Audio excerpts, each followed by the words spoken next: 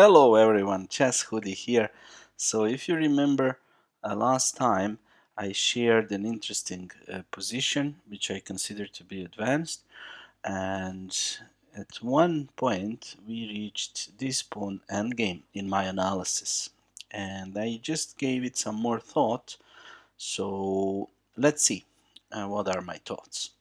So as you can see, we have a standoff between these two kings, and right now it is black to move, but if we imagine that one of the sides runs out of moves, whichever sides that is, it will be disadvantageous for them.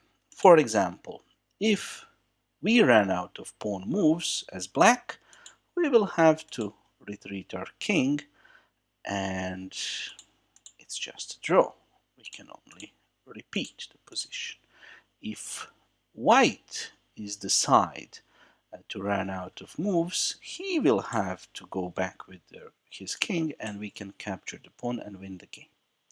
So let's see how that happens. First feature that is interesting, is that white has only one pawn that has the option of going for one move forward or two moves forward. On the other hand, black has three such pawns, with the little detail that this pawn should not really go two moves forward because it allows this square and the counter attack. So we can say that black has two such pawns. That means he has many reserve tempi. And with his first move, threatening b5, forcing a4, black makes white lose that possibility of going with his a pawn one move forward or two moves forward.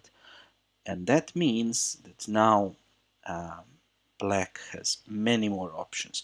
And in my video, in my last video, my guess was that f5 was winning. Truth to be told, it is winning, and I found that there are other moves that win too. But let's just examine the variations just so we can confirm my thoughts. So on f5, this is simple. White has run out of moves. The problem was this move, but then, as you remember, after some thinking, I found h6, and then I wasn't sure, but now I am sure.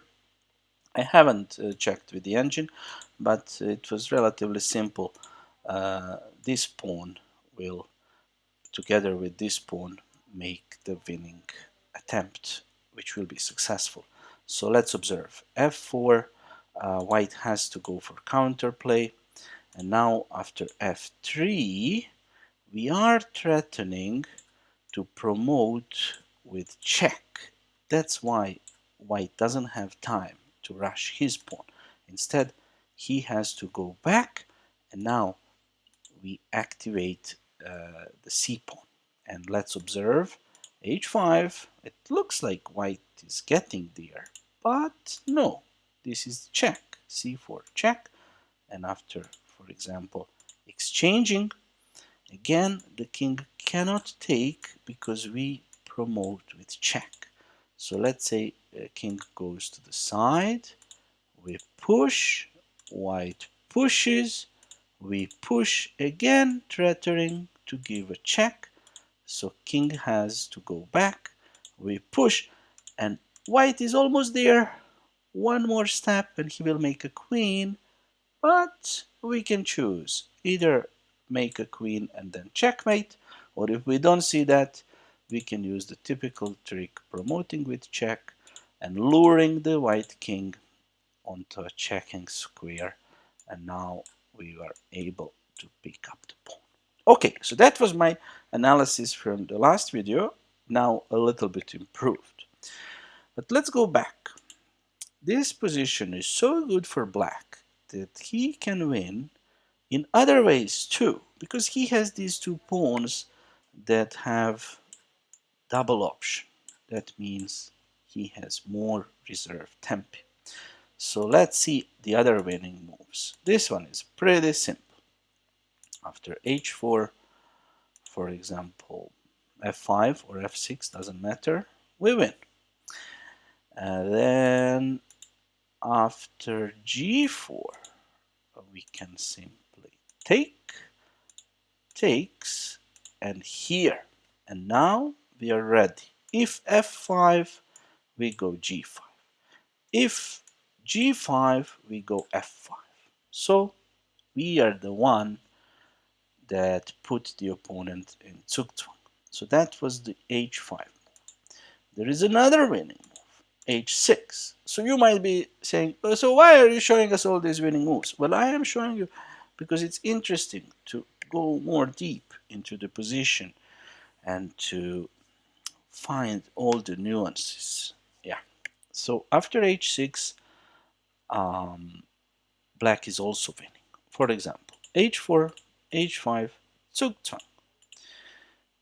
g4, g5, f5, f6, again, Zugzwang. And black has another winning move, and that's f6. For example, h5, f5, Zugzwang.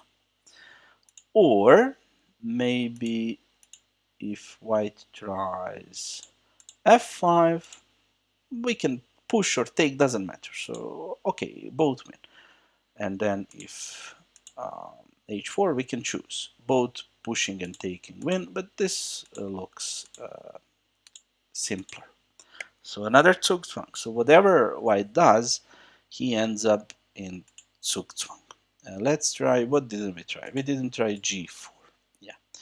So here, after g5, again, white is in Zugzwang.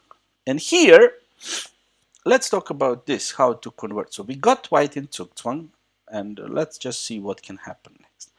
If he backs off, we pick up the pawn, advance our pawns, and then pick white's kingside pawns while he's distracted with our pawn.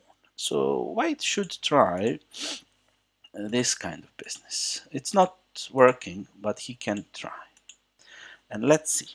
Let's say king here, king here, king here. So now the simplest is to go after these pawns. But maybe we feel a little bit sadistic and we want to do this kind of business because that idea wins too. But we need to be careful. If we start by doing that right now, after king d5, we are in an awkward spot. Our king cannot move because this pawn will promote. We cannot push this pawn because after this we are in big trouble. So we are in Zugzwang and we have to advance our b pawn too soon. And let's observe what happens. White must go after that pawn, and the only way to go after this pawn is via this route. So let's see, and that wastes time. So I think white has just enough time to come back. If we push, he goes here. We cannot push anymore. So let's say we go after his h5 pawn, but he has this, and it's a draw. Yep. We cannot win this position. So if we are to use this technique of pushing h5, we need to be more careful. So instead of pushing now, we need to first shoulder check the white king. So now he is in Zugzwang again. So wherever he moves, he's gonna be far away from this square. So let's say, it doesn't matter. So let's say he goes here. Now it's a different story because he cannot go here. So he has to go, let's say, to d4. But now we are in time. He cannot approach our pawns. And that's a problem for him because if he stays in the center, well, we can give him check.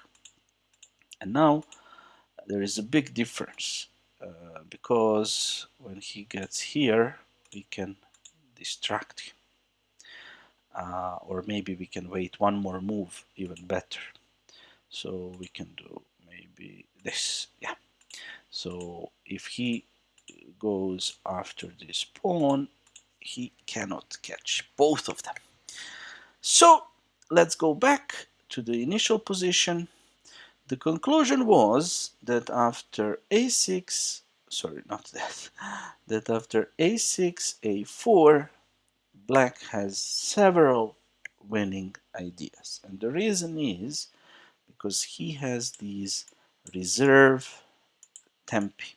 So that's why he has so much freedom of choice. An interesting question is, in the initial position, if we don't utilize this tactical option to make white waste his double move option, can we win?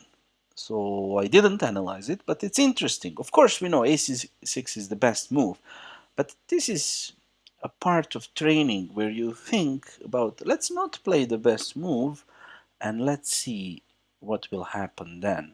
So that's my question to you. Can black afford not to play a6 and to give white some more rope?